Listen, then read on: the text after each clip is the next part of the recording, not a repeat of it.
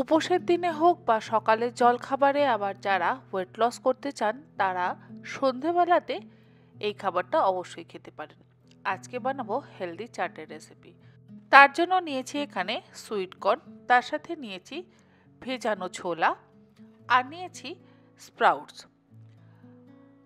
এছাড়া আরও কিছু উপকরণ আমি এর মধ্যে অ্যাড করব, সেটা যখন বানাবো তখন বলে দেব। রাতে সবুজ মুগ ডালগুলো ভিজিয়ে রেখেছিলাম, সকালে জল ঝরিয়ে রেখে দিয়েছি, তারপর কিন্তু এরকম কলকচিয়ে গেছে। আর এটা খাওয়া কিন্তু ভীষণই স্বাস্থ্যকর। একটা পাত্রের মধ্যে বেশ কিছুটা পরিমাণে জল দিয়ে দিলাম, তারপরে গ্যাসের ফ্লেমটাকে হাইতে করে দিয়ে সেই জলের মধ্যে ভেজানো ছোলাগুলোকে দিয়ে দিচ্ছি।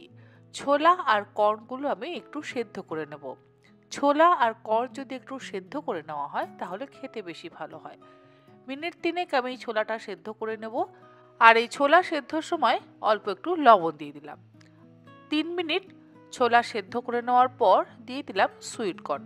কতটা পরিমাণে ছোলা নেবেন, কতটা পরিমাণে সুইট কর্ন নেবেন, এই পরিমাণটা অবশ্যই নির্ভর করছে আপনাদের নিজেদের ওপরে।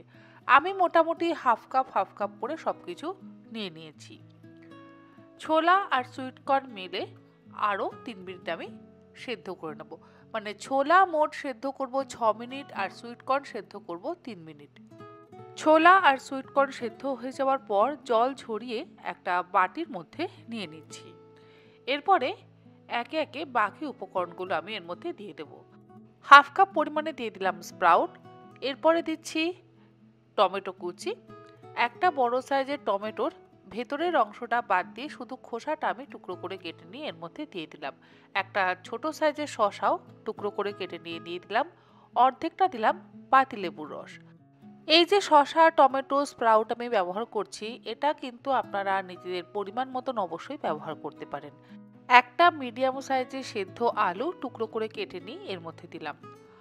আর দিচ্ছি রেড চাট মশলা। এটা আমার ঘরে তৈরি করা চাট মশলা।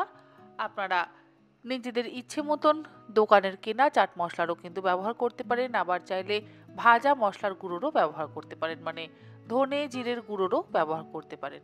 স্বাদ অনুসারে লবণ দিয়ে দিলাম। আর দিচ্ছি ধনেপাতা কুচি, যেটা না দিলে চাট অসম্পূর্ণ থাকে। তার সাথে দিয়ে দিচ্ছি কাঁচা লঙ্কা কুচি। কাঁচা লঙ্কার পরিমাণটাও নিজেদের ইচ্ছে মতন ব্যবহার করবেন। আর দেব মিষ্টি তেঁতুলের চাটনি। এটা আমার ঘরে যেহেতু ছিল সেই জন্য আমি মিষ্টি তেঁতুলের চাটনিটা ব্যবহার করলাম। যদি আপনাদের না থাকে আপনারা শুধুমাত্র পাতিলেবুর রসেরই ব্যবহার করতে পারেন। এরপরে সমস্ত কিছু একসাথে ভালো করে মিশিয়ে নেব। আর মিষ্টি তেঁতুলের চাটনিটা আমি দিলাম এখানে 3-4 চামচ পরিমাণে।